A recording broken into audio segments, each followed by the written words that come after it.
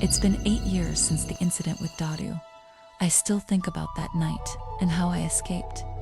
I walked out of his house without fear, ready to face whatever consequences came. But surprisingly, I left his village like a breeze. Then I scavenged across the face of the earth, wandering with my child without a stable roof over our heads. Every day is a silent negotiation with my child. Maya, I have to learn how to speak in a voice that doesn't carry the echo of my mother's screams. Maya is 7 years old. She knows about everything, and there's no judgment from her, just hugs after each story. She even suggested we visit my mother, saying things might be different now. I fought the thought for a long time until I finally gave in. Mother surprisingly welcomed us and asked why I had run away and why I was returning now. I explained everything to her, with tears in my eyes. There was a long pause. She looked at Maya and me and then said, "I knew this is what you'd eventually become.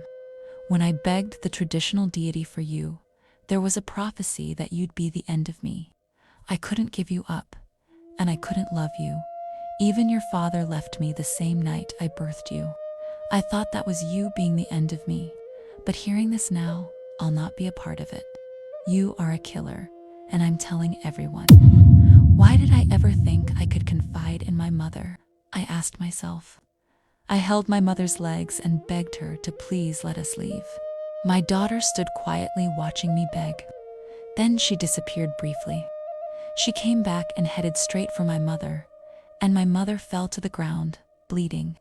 I froze in shock. Maya, with a death stare, looked at me and murmured, "No one is going to hurt you anymore while I'm here." We ran as far as we could. Maya didn't flinch or show any remorse. I was in disbelief. When we stopped, she looked at me and said, "Mummy, what I did to Grandma is now part of our little secret. And just like your secrets, we'll keep it to ourselves, right?" There I was, looking at my daughter, not knowing how to feel. Life, they say, doesn't come with a manual.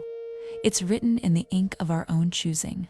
I tried to do better than my mother, but I failed.